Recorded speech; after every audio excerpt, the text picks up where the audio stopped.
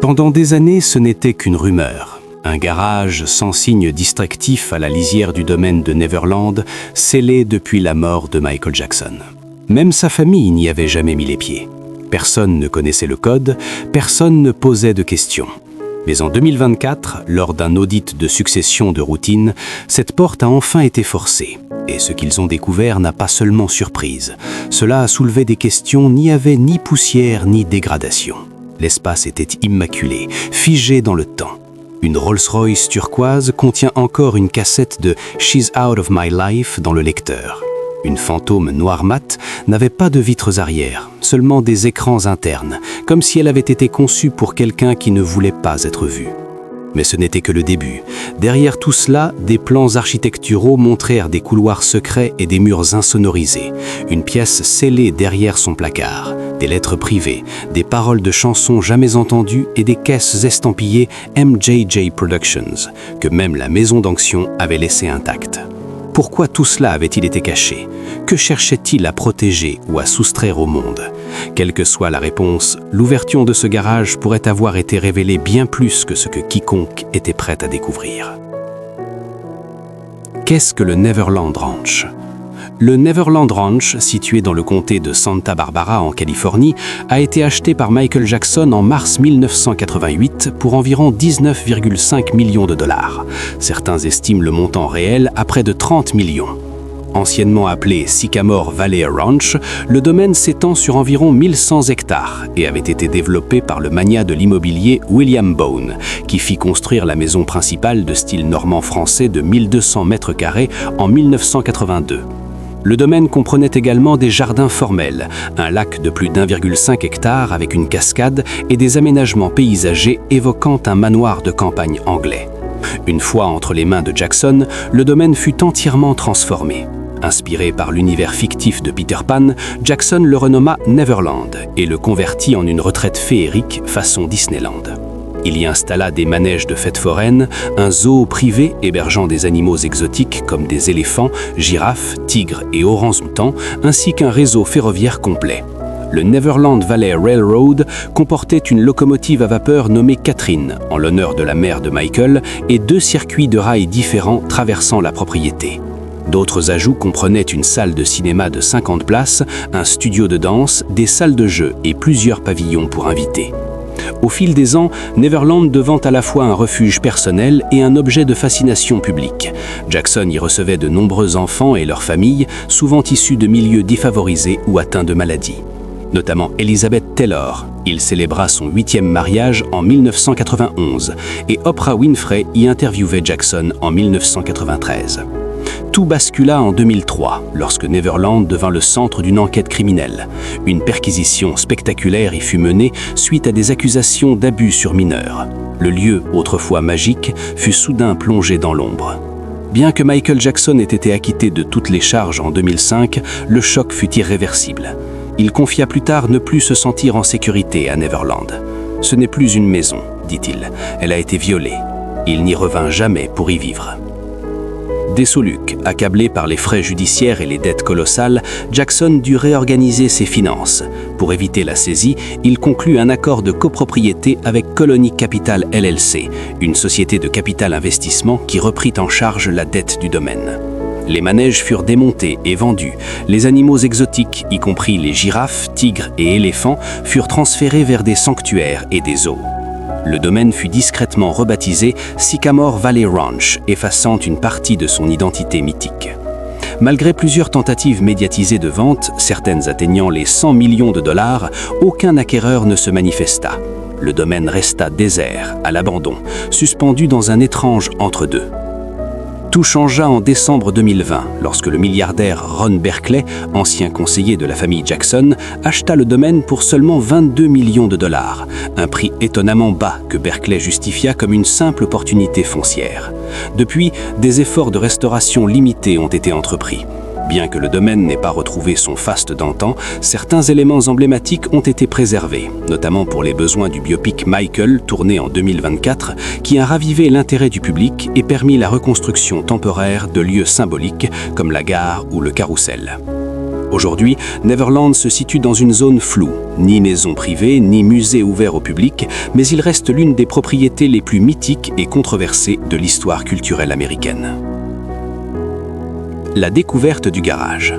Dans le cadre d'un audit successoral approfondi ordonné début 2024, motivé par de nouvelles revues juridiques, financières et de propriété, une structure longtemps scellée sur le domaine de Neverland Ranch fut inscrite à l'inventaire pour inspection. Cette structure, un garage renforcé dissimulé derrière la résidence principale, était restée verrouillée et intacte depuis la mort de Michael Jackson en 2009.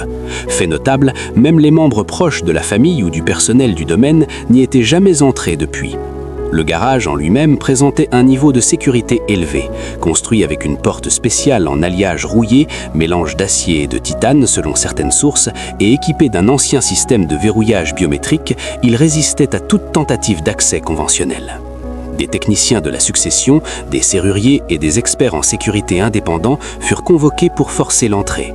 Il fallut plusieurs heures de travail mécanique avant que la porte ne cède enfin, révélant un espace resté parfaitement préservé pendant près de 15 ans. Ce qu'ils trouvèrent à l'intérieur choqua même les membres les plus aguerris de l'équipe en charge de la succession Jackson. Loin de la poussière et de la décomposition attendue, l'intérieur était immaculé, rempli de véhicules en parfait état, de caisses scellées, d'objets personnels et de rangements sur mesure. Il était clair que ce garage n'était pas un simple espace de stockage, c'était un véritable coffre-fort. Parmi les objets retrouvés figurait une collection de véhicules rares et de luxe, chacun maintenu en condition quasi neuf, pneus gonflés et chrome impeccable. Les lecteurs de cassettes contenaient encore des bandes, les boîtes à glands renfermaient des notes pliées et les coffres révélaient du matériel de scène vintage. Plusieurs caisses arboraient le sceau doré de MJJ Productions, la société de divertissement aujourd'hui disparue de Jackson, et contenaient des trésors rares, paroles manuscrites, démos inédites, plans de scène originaux et correspondances confidentielles. Après cette découverte, Julian's Auctions, connu pour ses ventes enchères de célébrités, annonça un futur catalogue de plus de 2000 objets issus de la succession Jackson. Parmi eux figuraient des souvenirs emblématiques, le célèbre gant à paillettes de Billie Jean, des costumes de tournée et même les portails originaux du ranch Neverland.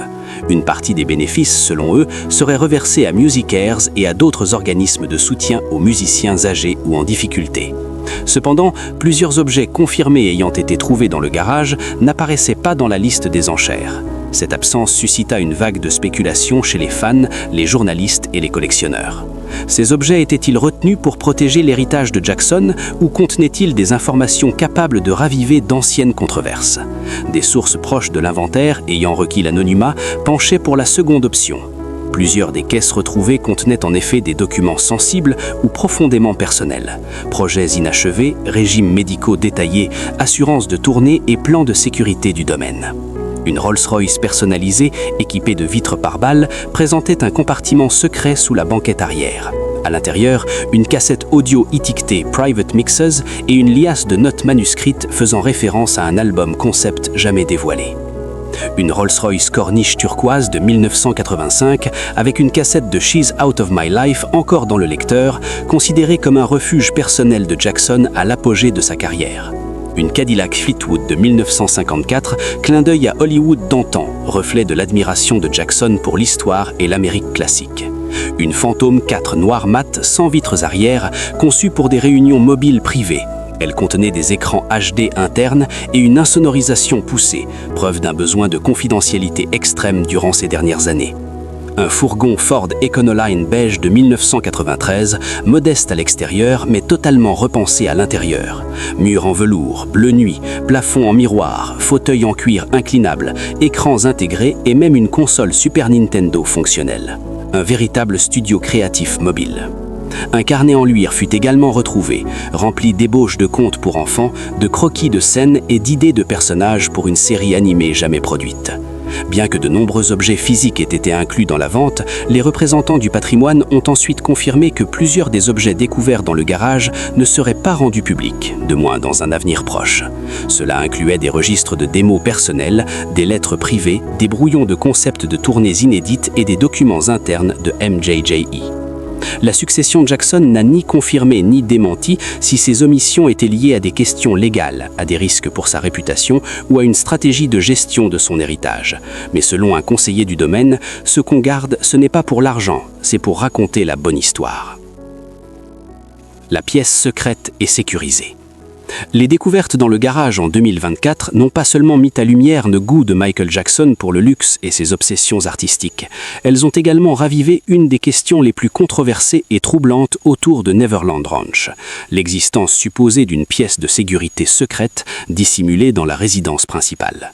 Pendant des décennies, sa présence avait plané dans l'ombre des débats publics, évoquée dans des documents judiciaires, murmurée par d'anciens employés, mentionnée dans des livres d'enquête et des tabloïds.